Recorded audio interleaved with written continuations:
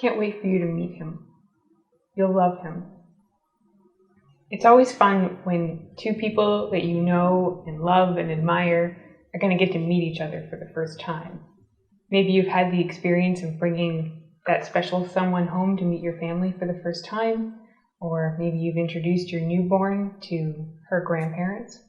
Even I get kind of gooey when I think about all the March and April and May babies as restrictions start to ease, might be getting to meet Grandma and Grandpa for the first time. And it's always fun to be the one that makes these introductions. You know, here's two people that you love and admire individually, and you just know, without even knowing how you're going to, that they're going to love each other as much as you love them. I was really excited when I learned that our Mama Martha from our Kenyan office was going to join us on our Tanzania mission trip, because my own mother was going on that mission trip, and I just hear these two women that I love and admire so much. We're going to get to meet each other, and I just knew that they would love each other so much.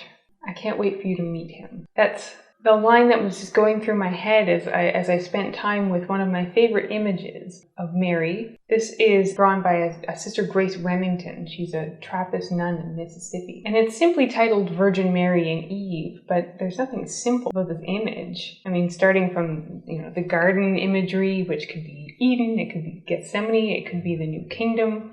I mean, looking at the snake wrapped around Eve's leg, but being crushed by Mary, which was foretold in Genesis and then came to fruition in Revelation. There are two things that strike me most about this image.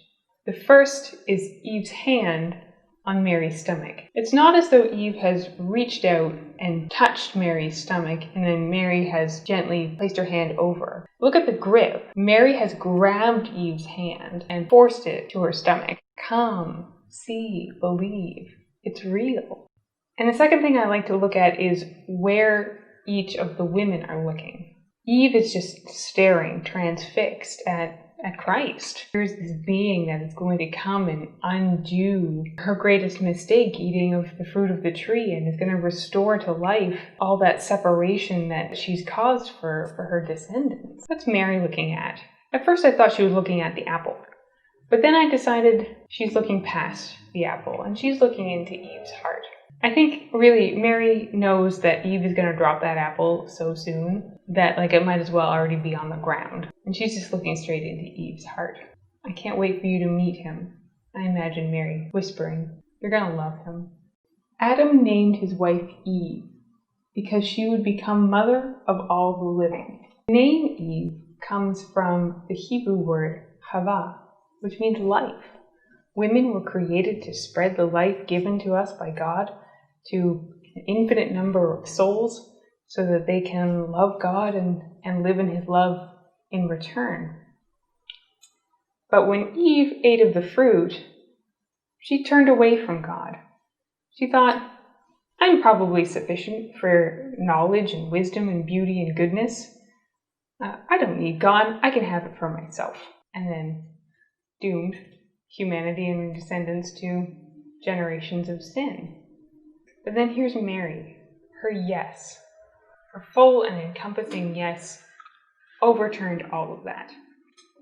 So she becomes our new Hava, our new Eve, our new life, which is full of grace, just like Mary. I also imagine Mary in the upper room after the ascension, before Pentecost. And Jesus has kept saying that he's going to send this advocate, but the apostles don't know the Holy Spirit. They're probably sitting there being like, well, okay, it sounds nice, but it's not going to be as good as having Jesus here. And here's Mary sitting there, and she knows the Holy Spirit only too well. She's espoused to him. He overshadowed her, and she conceived Jesus through him. I mean, they're pretty tight. And I just imagine her sitting there with the apostles going, I can't wait for you to meet him. You're going to love him.